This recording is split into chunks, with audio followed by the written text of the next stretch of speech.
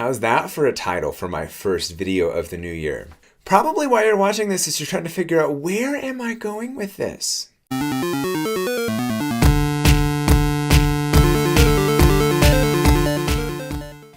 taking a prayer class at my parish, and the priest there was telling a story about a seminarian in spiritual direction. And as the priest and the seminarian are talking, at one point the seminarian kind of offhand says, "Oh yeah, I contracept a lot."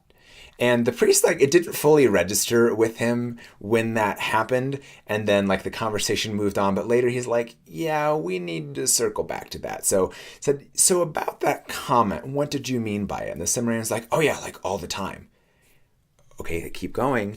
So the seminarian, the way he explained it was, he's like, "I can be in any conversation about any topic, but by the end, it will be about me. I've turned the conversation into being about me.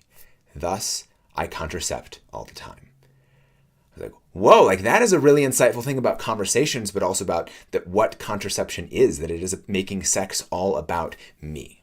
And I think it's a cool way of explaining contraception that most people have never heard before, because the ones people have heard before, they're like, "Yeah, that's stupid. I'm done with this. I don't want to hear this anymore." But instead saying that it's taking something and making it all about me and about my gratification, that's called use. And mutual use is still use, and it's still bad. Now, on a conversation level, that's kind of I don't know if you've had this experience, but I've definitely had this experience of, here's what person A says, person B responds on a different topic. Person A responds to their own previous comment, person B responds to their own previous comment. You're having two conversations in parallel. You're not actually talking to each other, which like I said, I've done that all the time. Or another conversation example is, maybe there's some sort of conversation where I feel irrelevant, I'm not able to contribute something, so I have to share some kind of cool fact or, feel helpful to the conversation. But what it really does is it makes it about me, about either how I'm feeling, look at me, I'm useful, or I just want to change the topic to something I care about more. Because let's be honest, talking about ourselves feels awesome. In prayer class, the priest asked the question, what if we could make our conversations not about us? What if it's about others, asking them questions, getting to know them as a person, which of course has a lot of parallels to prayer life as well. But that would just be so different. So instead of gratifying that need to be the center of attention, we're not doing that. Ultimately, with the spiritual life, we're called to realize it's not all about us.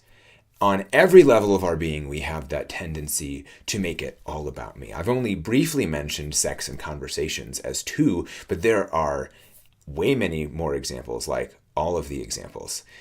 And one person might find one easier than another one does, and the one that person finds easy, you might find difficult. But the call is still the same, to not make it all about me, instead to make ourselves a gift to others. Because God is others-focused. And so if we are others-focused, we are acting as he does. Because God was infinitely perfect and blessed in himself. He was perfectly happy. He didn't lack anything. So in creating the world and creating angels and creating us, he had no personal benefit from it. But good things share themselves. And so God wanted others to be able to share in the goodness and the joy that he already had. And hence he made us. So that is him being others focused rather than focusing on himself. And then even when we rejected him, he could have said, "Fine, you rejected me." But instead, he comes as one of us.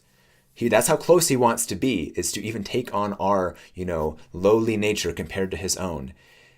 He wanted to become one of us so that we could come closer to him. That is others focus. And whenever we look not at ourselves, but look outward, then we're acting as God does. And also, we're doing it because he asked us to and told us to. It's good for us and good for those that we're reaching. That is what being a hero is all about. And P.S., be a hero today.